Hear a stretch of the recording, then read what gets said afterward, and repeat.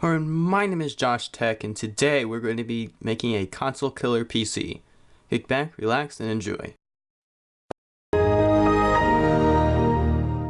Alright, so I'd like to start out by explaining what exactly is a console killer.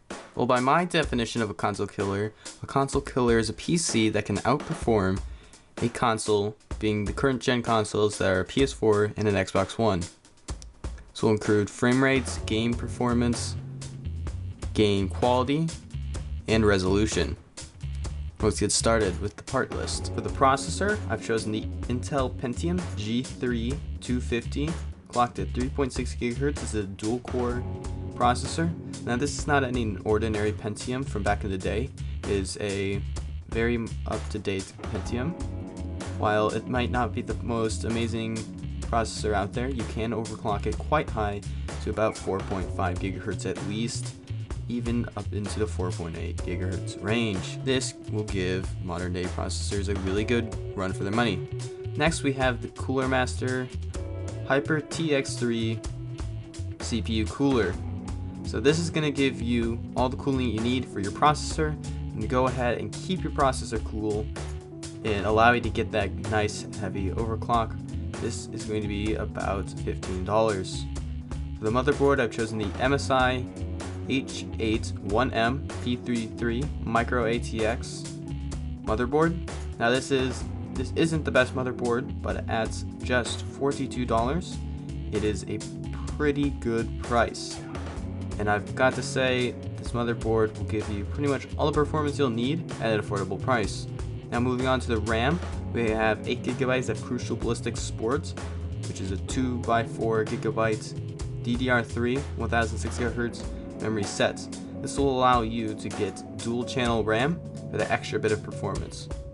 For the hard drive, we have a Western Digital Caviar Blue 500GB 7200 RPM internal hard drive. For just $36, this is a pretty good hard drive that will let you store a decent amount of games in your operating system. As a note, for about $10 more, you can upgrade to a 1TB version of this drive. For the purposes of this video, I've decided to go with just the 500GB version. Now for the graphics card, we're not skimping out, and I have chosen the EVGA GeForce GTX 950 2GB Superclocked Edition.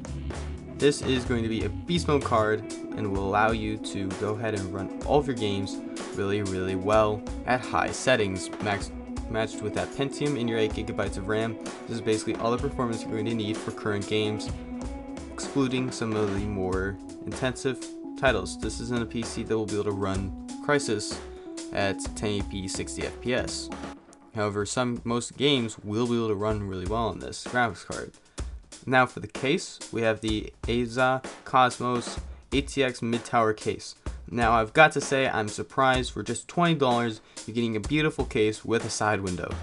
That is just a complete deal maker there. This does have that side window, making it look really nice. Now for the power supply, we have a Corsair CSM 450 watts 80 plus gold certified semi-modular ATX power supply. For just $24 at this price point, an 80 plus gold certified power supply is just what you're going to need to go ahead and power up everything in this build with no problems at all. And there is even a small promo going on with Newegg where you can even get another $5 off. This is a great power supply, should be all that you'll need for now. Now moving on, now for the operating system, you're probably going to have to go to at least $37 for Windows 8.1. But I'm going to give you the benefit of doubt with that one, because as my next topic will be is how to get this cheaper. I'm just going to say go with Windows 8.1 from G2A.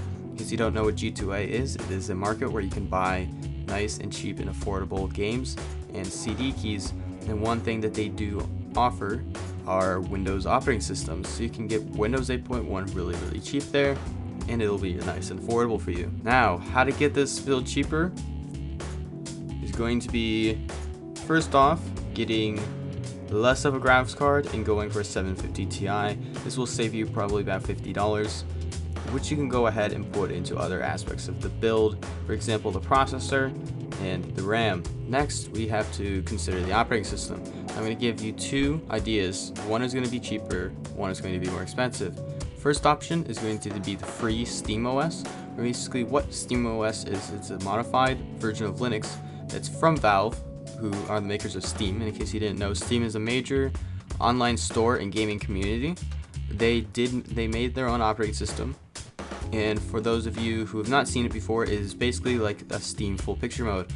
And that being said, it is very much like a console UI, and is very nice looking, if I do say so myself, especially because this is a console killer.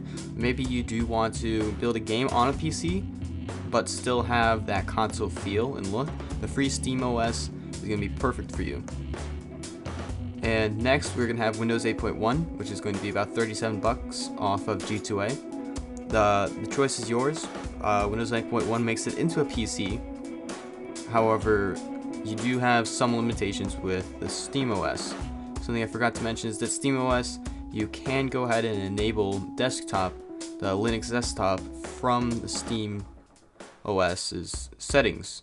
So then it could be more like a regular computer for that nice affordable price. So the conclusion is that with this $420, whether or not you're going to spend on an operating system or not will get you pretty far. I conclude that you should really get a good amount of FPS in every single game. Games like The Witcher 3 you'll probably be able to run on pretty high settings at 30 FPS with NVIDIA's half frame rate, which is something I would really suggest for console killers, seeing as consoles, they do run at 30 FPS in more demanding games and 60 in the less demanding games. I will be linking everything in the description below, and you'll be able to go to Part Picker and you'll be able to find everything there as my build guide. So I hope you guys have enjoyed. Please like, comment, and subscribe to my new channel, and be sure to watch my other videos on tech. I'll be seeing you guys next time. I hope you have a good day, and bye-bye.